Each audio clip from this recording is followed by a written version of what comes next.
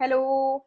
Uh, Hi, I'm Trisha Gupta. I'm a columnist and a writer, and I'm here to start the first of what is called the DIF Talks series, organized by the Dharamshala International Film Festival in these lockdown times. A series of conversations with filmmakers and film professionals.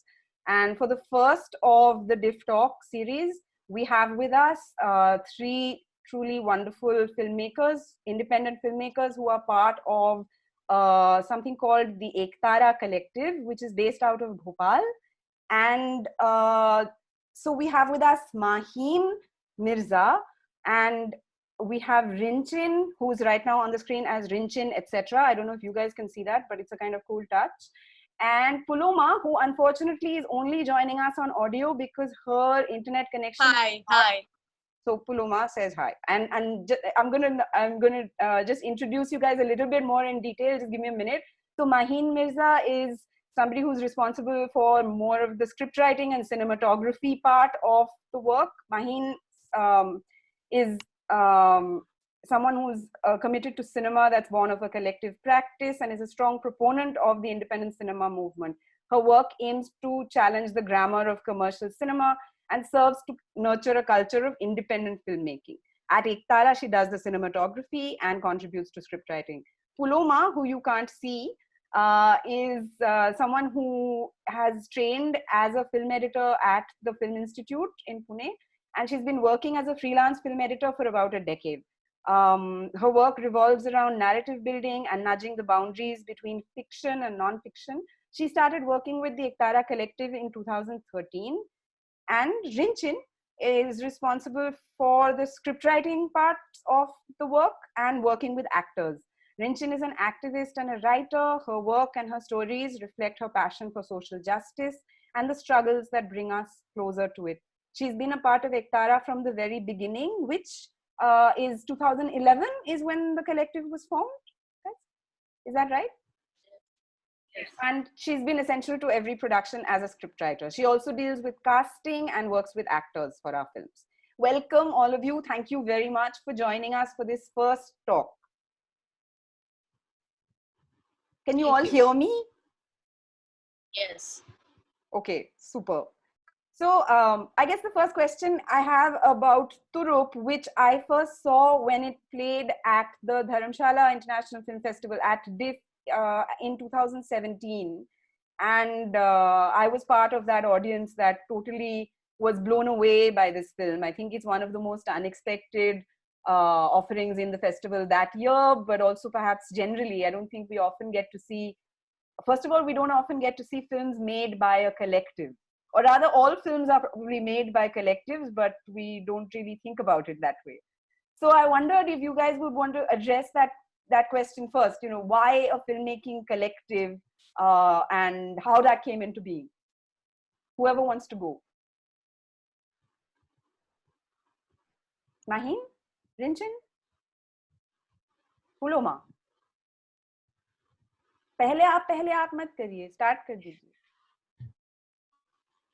Actually, no, I think why we are all quiet is because for us it wasn't so much of a decision as much as it was something that came very naturally to us. Okay. We are three of us here today, but there are many more other people who were with us together when we decided to start in 2011. People who were involved in political work, people who did plays, theatre, but a lot of what we did was not in a very formal sense. Like even with theatre, it was street theatre, writing that was not necessarily mainstream publishing. Even filmmaking was on small cameras, filmmaking for like with a small group. So I think all of us came together because we felt that we could do things together which we couldn't have probably since we were not even part of a mainstream sort of the mainstream network of filmmakers or Right. writers, creative people, everyone. So we sort of just got together. It was an experimental thing. Okay, come, let's make a film. There was a story, and we thought we should do something. One person from amongst us, Maheen, had meanwhile just gone and got trained as a cinematographer and come back. So we thought we could do it. Some other people that she had studied with came and helped us, and that's how we made the first film called Chanda Ki Jute, which was a 20-minute film. Is that a children's film? I'm just guessing from the name. Yeah, yes, yeah, it is. Okay. And it was written by one of the kids that we all knew who lived in a basti, and her first experience and their collective experiences of going to school, and they had to wear shoes which they didn't like. So it was a small story which we adapted and made. That sounds quite lovely, actually. Chanda Ke Jute. So, and that was what year? 2011. Right. Okay. Maheen or Puloma, did you want to chime in on that question of the collective or when you joined it or anything? Otherwise, and if you don't, that's fine. It's no compulsion. I've been there from the start. So yeah, Chanda Ke Jute was a film that we were all a part of. So, and then Puloma, was there something you wanted to say in response to that first question? Yeah, so actually for me, I think I, in that sense, coming from the outside, I was not essentially from Bhopal or staying anywhere close by to the, and subsequently, but after Jadui Machi, then one kind of started collaborating with and started to feel a part of the collective. So that has been my little. So I guess one of the easier questions, which I mean, easier for you to answer perhaps, is because you moved from making 2 short fictions to nearly 1.5 hours. Is that how long Turup is? And 1 hour 10 minutes. 1 hour 10 minutes. So when you decided to make Turup, did that seem like a departure, or was it? Did you have to add many people and many sorts of things to the group? How large is the collective? First of all, people join. I mean, the collective. It's a kind of a dynamic thing about how many people. When we are actually going into production mode, then there are many people who join, because the thing also is that people take time off from what they're doing like regularly, and then come and be a part of this cinema making experience. So during production, we have a lot of people who are there with us who take off from wherever they are and then come and be a part of this. And during the post production and the pre-production, then there's a limited number of us who are trying to set up to go into that and to complete the film. So there is a core. Puloma for a moment. Carry on, Maheen. We'll just have her back when she comes back. So there is a core kind of a group which is constantly there for every film, and there are many people who join in and stay for either one film, like it, not like it, and decide to stay on for the next, or so there is a dynamic membership also, and there is a static membership also. So it works. So at any given point, like for example, I think in Turup we may have had about 45 to 50 people. Wow, that's quite a large number, actually. Yeah. I mean, this includes the actors, everybody who was there on set, and it was fun. So the idea of, I mean, so I believe that all of you have done some work in non-fiction or documentary, as you choose to call it, or whatever, before moving into fiction. But was there a specific reason why, or how did the idea for Turup emerge? Because if one watches the film, it's quite clear that it's very, very deeply embedded in the present, both in terms of a locality. So the Chakki Chauraha neighborhood of Bhopal, as I understand from watching the film, where, if I also understand correctly, Maheen and Rinchin did live or used to live until quite recently. So I was wondering if you'd tell us a little bit more about how the idea of Turup came about, and then also how you worked with, the things that are obviously the combination of fiction and non-fiction that seems to me to inform that script.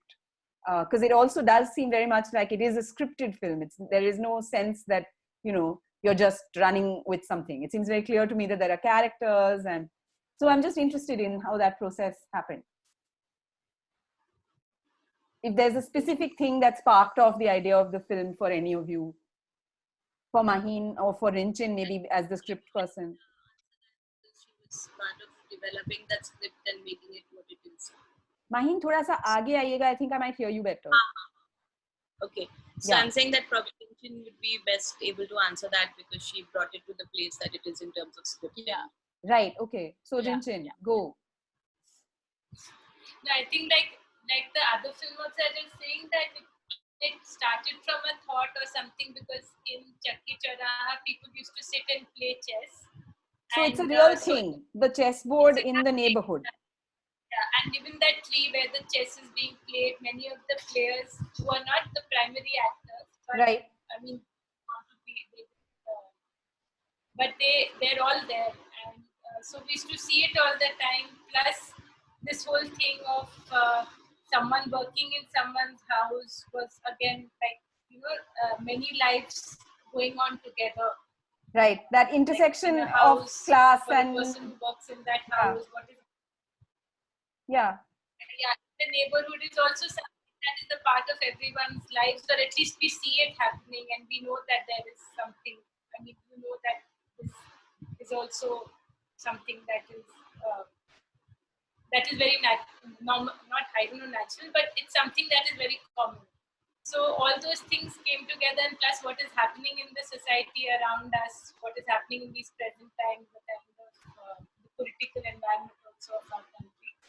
So all those things came together. We used to see that, and then so it was like someone had a lineup. There was one storyline that someone had about a person who's working in someone's house, and how those two lives intersect, and also how there is like the whole concept of work. Someone is getting bored in a house, not having work, and someone is working all the time, and there's some labor that is, and also how very different people can give strength to each other from the most, you can actually get strength from an unlikely place if you choose to see it as strength. Most of the time we don't see it. So, your voice broke right at the end. Most of the time we don't see it like that, I think is what you said. Yeah. You see it the other way, or even it's just as an exception. So there were these various thoughts. I think different people were thinking of different things, and Maheen had a certain idea.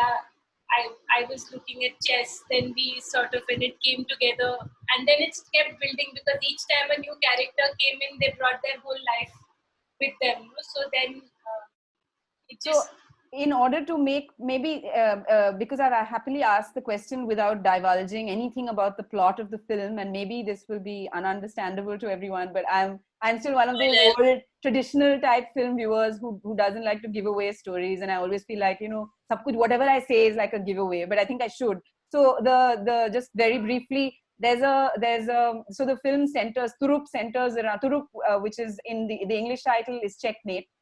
Centers around a chessboard that's placed, that's public to the extent that, and in some ways I think that's kind of very much what the film engages with, is the idea of what is public, what is the public, is there a public that's actually open to everyone equally, and it's very clear that it's not. But yet there is a tree, and under it there is a chessboard, and theoretically everyone can come and play chess. Or ye Chakki Chauraha Mohalle ka apparently real part has as they're telling us. But so what in fact I was thinking about this, and that the chessboard, I mean, I didn't even know when I was watching the film that it was a real public chess club, or whatever one might call it. But it's fascinating because, I mean, at some level that the presence of an open game and a chai ki dukan next to it is, I mean, in some ways, as close as we might have to some kind of an in practice of the theoretical sort of Habermasian public sphere or something, some idyllic, it's open to everyone, and yet in practice, as your film makes clear as well, gender and class and caste inflect very much people's access to it. So the maleness of the space, that most of the time the people that are playing chess in that space are the men, and then within that also you see that the upper caste man, the older man, right in the first scene, for example, makes that particular gesture, and there's a little girl, and that gesture with which he sort of tells her to go away. So yeah, I'm just thinking about like the whether that's how you saw the chessboard as a place which was sort of a metaphor for does that make sense, like as a metaphor for the public sphere in some ways? Puloma, did you want to chime in now that you're back? Or Maheen? Yeah. Or Rinchin? Actually, let me start off and then maybe Maheen and Rinchin can add. Yeah. Because I kind of, the space opened up for me only once I saw what was recorded. Partially, the recording addressed the acting out of the screenplay as it was scripted. And Right. a brief part of it, a very small part of it, was as it usually happens in Chakki Chauraha. I think this was Maheen trying to test equipment and also to get the local people who were playing chess around there kind of used to the idea of a shoot which will then happen and take over their space for a brief while. Right. And and initially when we were trying to kind of put the film together, Yeah. the introduction to the film was a very, very brilliantly choreographed piece. But as it happens very frequently, and it was shot also very well, very poetically with certain lines, elements coming in, etc. But somehow when all of that got onto the screen, Yeah. it was not kind of working out for some reason. Right. And in the end, not even wanting to possibly deliberately go in that direction, we ended up using footage which was actually test footage involving people from Chakki Chauraha Oh wow. to kind of begin the film in a certain sense, right? Right. So when you start to view the film and what encounters you to begin with, that is the space then that I think one can safely conjecture that Maheen and Rinchin saw, or the rest of the people also who collaborated to write the various stories and the various lives of the Vedic. So that is what they all probably started with. Yeah. And then that space started getting infused with these various lives. And these lives, I'm sure, came from several other sources or several other people who Rinchin, Maheen, and several other of their collaborators would have known. So in that sense, I think it was more like the journey as I experienced it as a part of Viktara, but it may be different from everybody else. Was more like something, one thing led to the other, or perhaps it was just a very mundane technicality, Possibly it was even ensuring a cinematic thing of, oh, this should look exciting. It's the opening. So maybe it happened in very mundane ways, but the unfolding of it actually happened this way, that this is how it is, possibly in a very simplistic way, and this is how it was enacted, therefore, and like anybody who would watch the film could also interpret the experience of our making the film in this way. I don't know if Maheen or Rinchin may want to add something to this. Maheen, Rinchin, do you want to? This is an interesting way in which to think about how documentary or non-fiction is feeding into fiction and the other way around. It's fascinating. And maybe if you want to add also, because actors and non-actors is obviously going to be a question in anyone's minds who watches the film. So maybe you want to talk to that as well. We don't have that much time since we have a Zoom call, and apparently it might have a limit and cut us off.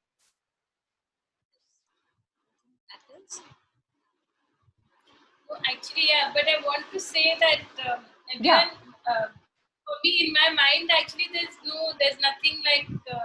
I feel that we are telling a story. So, like when everyone says documentary and fiction or story or fiction, Hmm.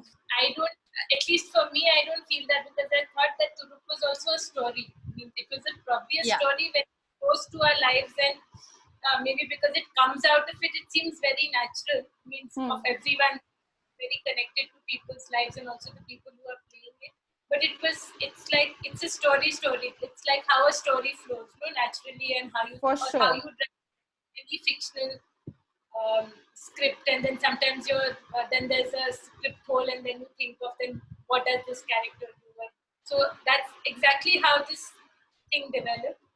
Just because it was based in a place that was very close to us and many of the characters who are a part of the film, it's a part of their lives, but it's still a story for all No, of it's us. most definitely, and that totally comes through. And I mean, and for me, there's something interesting about the juxtaposition of, as I said, the fairly male space of the जहाँ वो chess खेला जा रहा है, but also the main characters in some ways. The three principal characters in my head are three women from very different backgrounds, and different ages, as well as different caste and class and linguistic, you could say, even, because so there's the journalist Neelima, who isn't right now practicing as a journalist, who is in a sort of limbo between, being a working woman and being desirous of being a mother, and she seems to be grappling with certain kinds of issues of both of a relationship, as well as of a professional selfhood, I guess, in some ways, which she used to have and doesn't quite have within her grasp. And there's the other person, the second primary character, who Lata, who is a street sweeper, and and there are so many interesting ways in which these lives, as you said, intersect, and yet Lata knows that she sweeps the street outside Neelima's house, but Neelima, even when confronted with her, fails to quite recognize her. She sort of, so those sorts of really fine-grained observations, as you said, and Neelima also has an interaction with the person who actually works in her house, the third principal character, Monica. Monica, who she doesn't call Monica Didi for much of the film, and only when she actually needs to use Monica Didi as an introduction to someone else, then she says, Monica Didi ne mujhe bheja hai, which is so these are very, very, very rare things to see in independent filmmaking, even in India. The subtlety of forms of address, which we drop or use. So yeah, I mean, it's great stuff, and it's very clear to me that those three characters and their lives and the way that they intersect is fiction for sure. But I'm talking more, and I'm not letting you guys talk. I will shut up. Speak. Say things in response or contradict me. I guess fiction born out of reality. What is it called? Real fiction? No, not whatever, that reality-based cinema. So probably it's like that. But what I meant was that it is still a story, and for the actors also, once they went into their parts, however close to life it was, for them it was a role. So even if it was it's like, even if I was playing a character, or Molina Didi was playing a character that was very close to her, but it was still a role because not everything of that character. So she was taking Molina Didi is the person who's playing Monica Didi. Monica. Yeah. Her name is Molina Midday. She also works in houses in Bhopal, and so she took it very seriously because for her it's a role, and she saw it as playing a part, though it was very close to her real life. Yeah. Similarly, for say Nidhi, who was playing the young journalist, she, I think, at some point of her life was a journalist also in between, but had switched jobs. So for many people, it was like that, but it was also like in any film, it was acting. So they took that acting seriously. The scripting was taken seriously because it was telling a story. So how well it came out or not, but everything that we were doing was serious, as in making a film. So that was very clear that it was a story being told, and it was which is probably close to our lives, and that's why maybe it flows naturally, and the intersections also probably seem smoother because it's just being told as it is, but it's a story. And the acting also, all the actors took it very seriously and they acted. So the whole concept of actors or non-actors, I Yeah. mean, they were acting, but they were not people who had probably acted before. But So all of them I think it's best to address them as non-career actors instead of saying non-actors. I feel That's because right. the term non-actor at times takes away. Like there were places where Molina Didi or the other people as well, they Yeah. took various takes. You know, they would go through the same action like any other professional Professional actor actors. also does. Yes. Yeah. Yeah, Yeah. they will Yeah. hit the mark. They will pick up the thing when they are supposed to. They will maintain continuity of action. So these are technical things which they also kind of took in their stride when they were delivering their roles, so to speak. Right. So Yeah. it's in that I think it's in that kind of a way that I think Turup kind of challenges the audience as well. It looks like it could be documentary because it looks realistic, quote unquote, Mm. but something informs you that it may not be really happening. But Mm. does it not really happen? I think we are all living this life, and of course it really happens to all of us as well. Yeah. And Yeah. even Yeah. the acting in Completely. that sense, which it looks like it is natural for these people to inhabit these spaces and work their lives out in this way. Mm. And I think a large part of the credit goes to the people who have cast these people. See, all of these people were also cast for their roles, and then the way they have acted it out, right? Yeah. So Which they're in a sense, absolutely the splendid, apparatus, actually.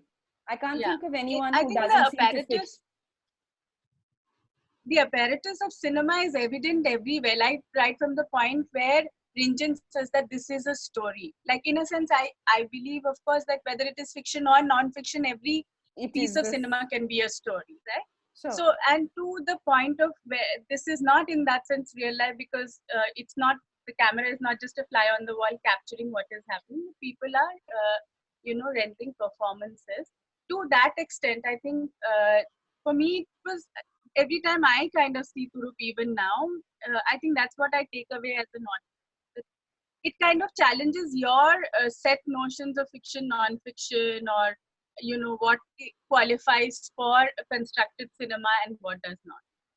Yeah. Yeah. No, I completely agree with you. There are, and also, I don't know, somehow I tend to have these tangents, forgive me, but I'm suddenly thinking of the moment where within the story, within the film, there's a moment where the journalist is talking about wanting to do a story. And then there's interestingly when Monica Didi, who works in her house, who she doesn't think of as being someone who could possibly bring her any kind of professional help, says, मेरे पास आपके लिए एक कहानी है.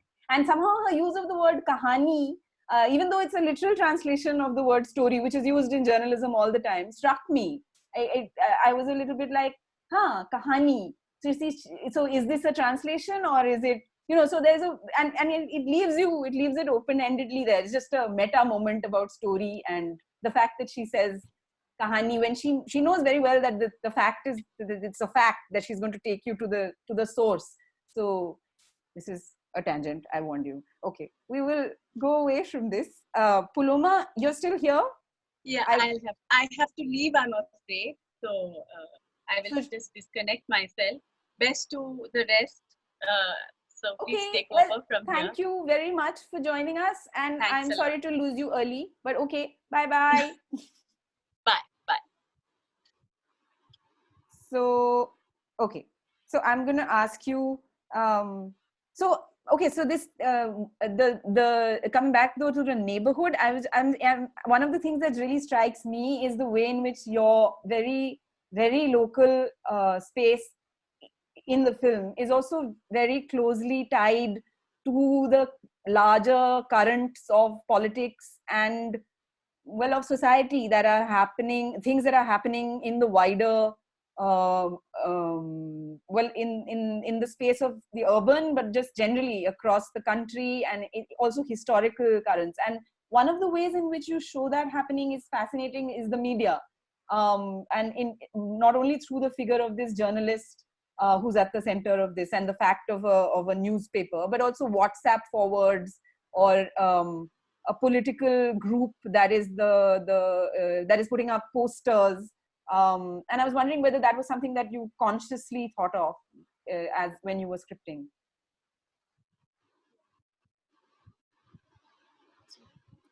Yeah, actually, and all the WhatsApp messages and the posters, actually, all of them are authentic ones that are being Wow. used. Oh, I see. And so Yeah. actually, yeah, people collected them. Many people asked people from within their groups to forward them. I mean, a lot of people were getting these messages on WhatsApp, so we collected those on many of the groups that people were on, and even the posters in different places, the poster as well as the pamphlets that were being. Right. Everything is we sort of photoshopped it for the film and sort of made our own material, but they're all real ones. All either from the referencing net- real existing posters and WhatsApp messages. everything is like there's nothing that is actually fictional in the posters and the WhatsApp messages. They're all like real ones going around. Yeah. And Well. so yeah, also is again because the characters in that time, and when you think of something, then all these things just find their way into the story. So when you tell a story of a woman who lives there and is in love with a man from another religion, so then everything that comes along with that. Do you guys work with actors in sort of, I mean, I don't know, the ways that people use, the terms that people use in other spaces, like workshopping? I don't know. Is that something that, yeah. We did theater workshop or whatever. We did a lot of sessions, like a couple of friends who used to do street theater or body movement. So for like Right. almost 15 days, once people agreed to be a part of the film, all the characters who agreed to act in the film, then Yeah. all of them even did those workshops. So that's why I'm saying that like then everyone was keen to act and they were acting. Yeah. So we did so some of them, because they were first time actors, and some people had acted before.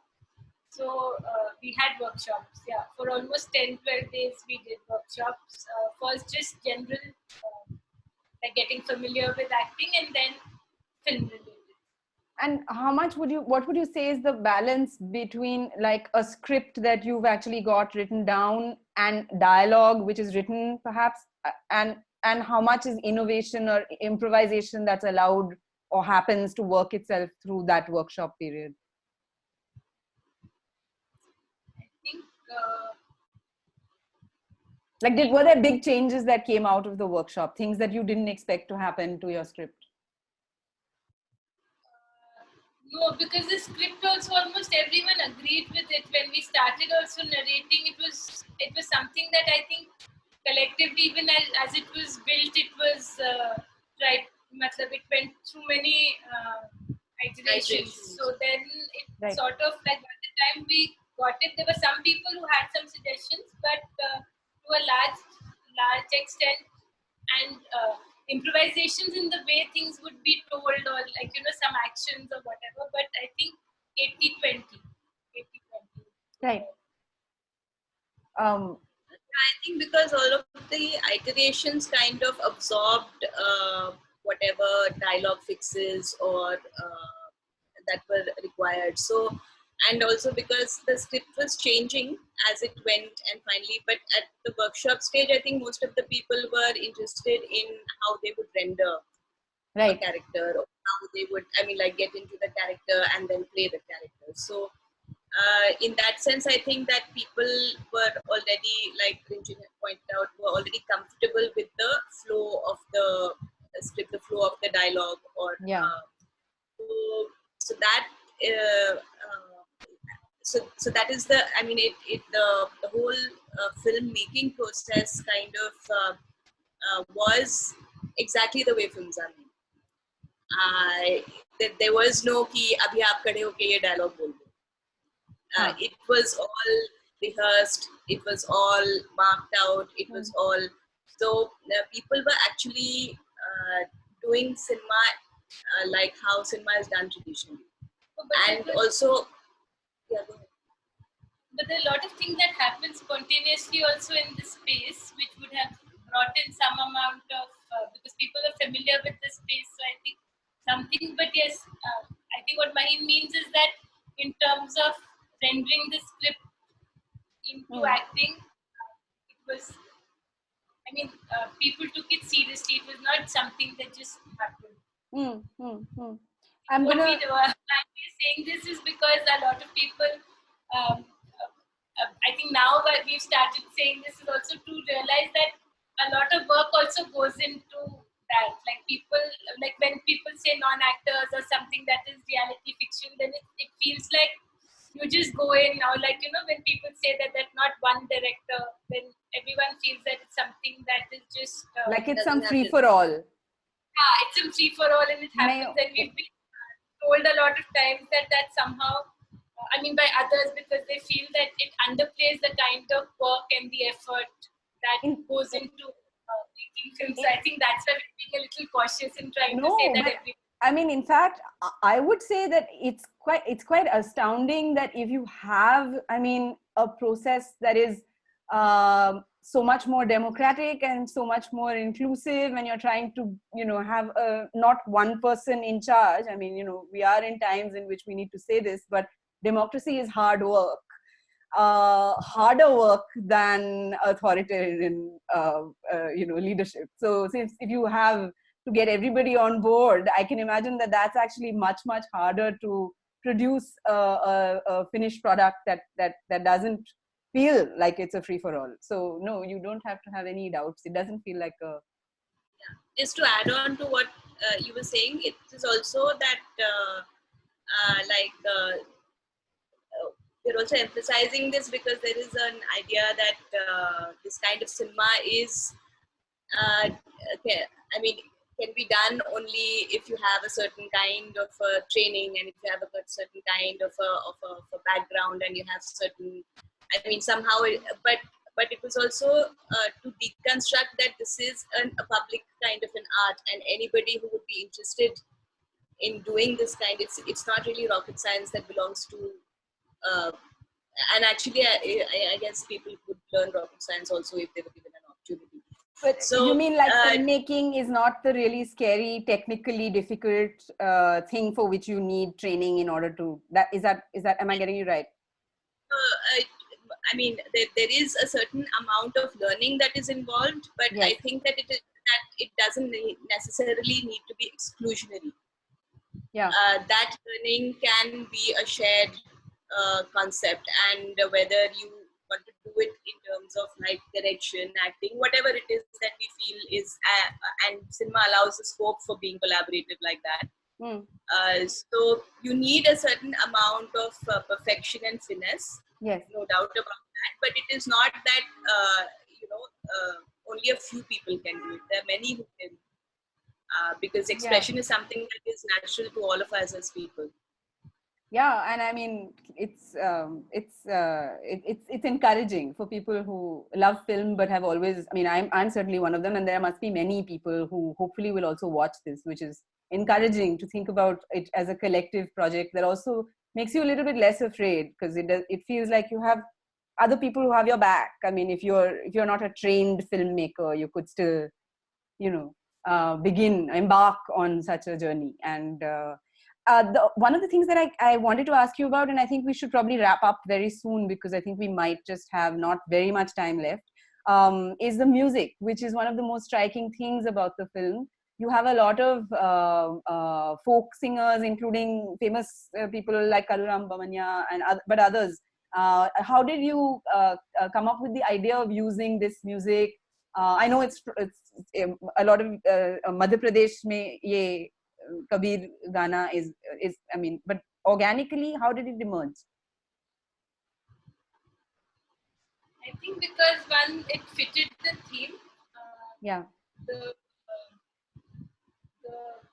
both in terms of music, and so there were two things that we wanted. One was the essence of Kabir, because it fits so well with the theme, the songs, and also because Bhopal so Qawwali. So these were the two things that we thought that we would want as music for the film. Hmm. This was a film actually that the songs came after. Like the previous film that we had made, we knew that there would be songs, and we had actually started thinking of the songs even before we went to shoot. But in Thurup, actually, we had not thought of songs. It was Right. after the film was made that we felt that it needed it. And then we went, and then we thought what that music could be. So we approached the Kavi singers in Devas, because again, through other people we knew of them, and some people amongst us knew a few of the singers. Maheen, sorry, Rinchin, your voice is a little bit fainter than it was. But if you can come a bit in aage or just see. And then we approached them, and we took the film. We showed them the film and asked them if they would like to. So once they saw the film, they felt that yes, and then collectively we had a few suggestions for the songs. They also had a few suggestions. So then we chose the songs, and then we recorded them in Devas, in someone's, actually in a thatched hut, which was, oh wow, which is supposed, yeah, because it worked well for sound, and the person Ravi Dev, who came to help us, especially to record the songs, then we made with what we had, and we did it like in an open field with just a thatch. So, that sounds quite remarkable, actually. I'm sorry we are missing out on having Priyanka, the sound person, who we tried to have on call, but to hear more about this kind of what sounds like fabulous. To me, it sounds like fabulous filmmaking innovation. Thatched hut mein sound recording, but maybe it's not. but the sound doesn't echo because of the mud walls and the thatched roof, no? So it doesn't echo. Sounds great. Sorry, Maheen, did you want to chime in with something in response to all these things that we're talking about? Otherwise, we might. I think we've said mostly everything.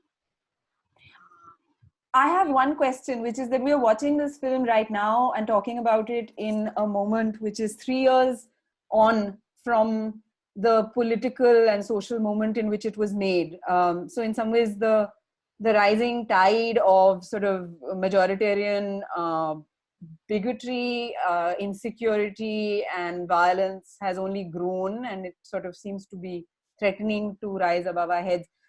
Does it feel like does the film, when you watch it now, I mean, how do you see it now? Do you feel like there's something that you would if you were to make that film now, would it be even sharper in its pitch? Does it feel like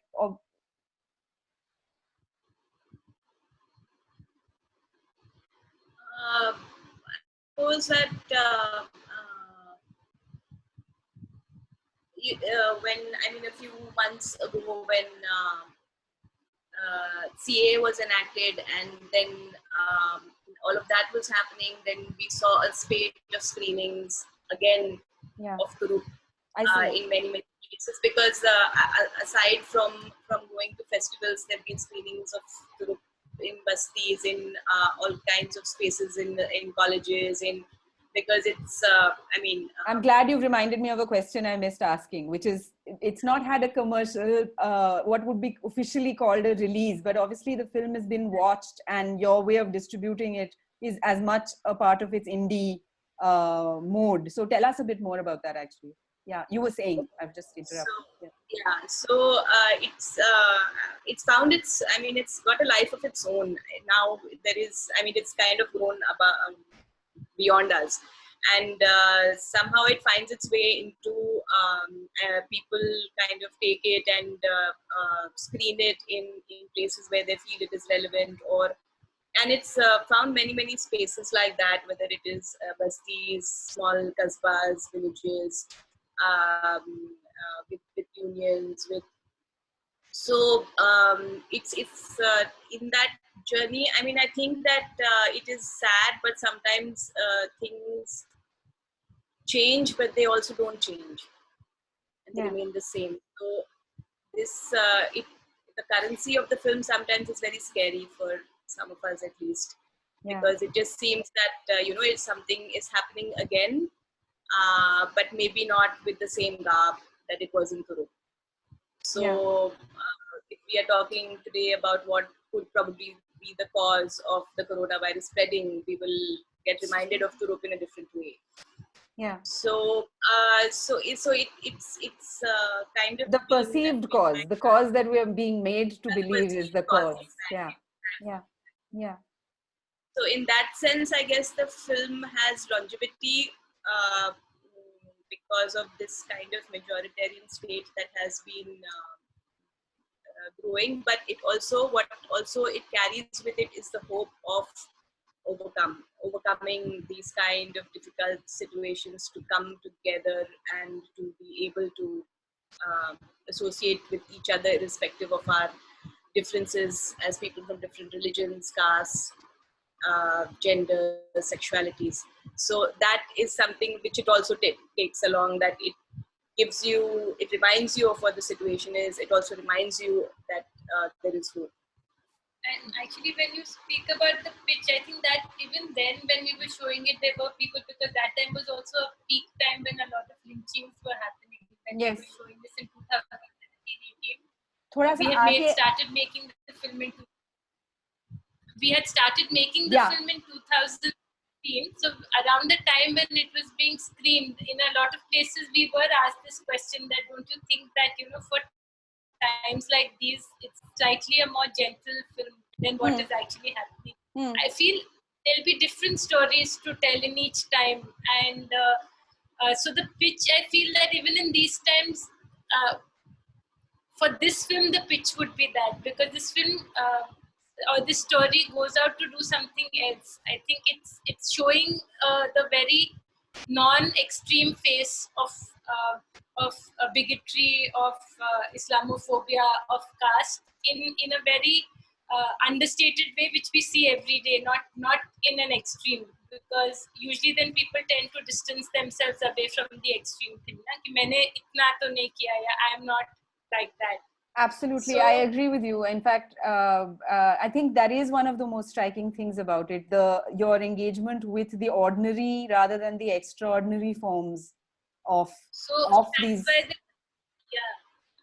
that's why there was no extreme, and we know that extreme cases of violence and very extreme violence, cruelty also happens, but Absolutely. That is somewhere there behind. I mean, it's always present in the film, but that's not. It's off camera. Yeah. The focus was on the resilience, and the focus was on that in every such situation, there are people who might rise above the occasion or might act differently and maybe inspire us to be that person. Because I think as much as we have as cinema and as stories, I think we all have different engagements with what, like as a person, I feel that I have been inspired to be a better person than I could have been because of literature, because there were characters that inspired me to be better, or situations in stories where characters did something that left a mark on me. So maybe like some of our storytelling and filmmaking comes from there. Sometimes it is to show how bad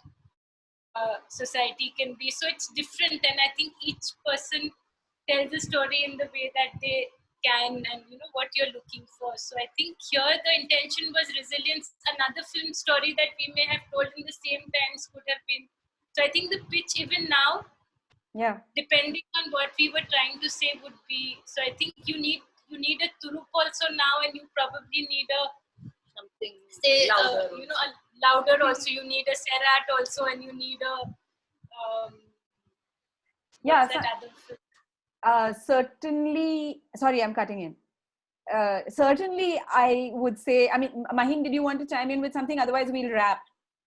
Yeah, let's wrap. So I was going to say that certainly watching Turup again on this excruciatingly dying laptop that I currently am working on, watching it very slowly and watching it and rewatching it this week for this conversation, the sense of possibility and hope in possible conversations, and even the small victories that are possible within this space It's inspiring and it's lovely, and it is something that we do. I think we could all do with a little bit of hope.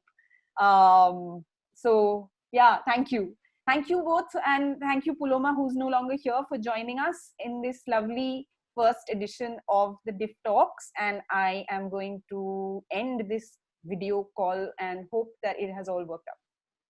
Bye, and thanks a lot.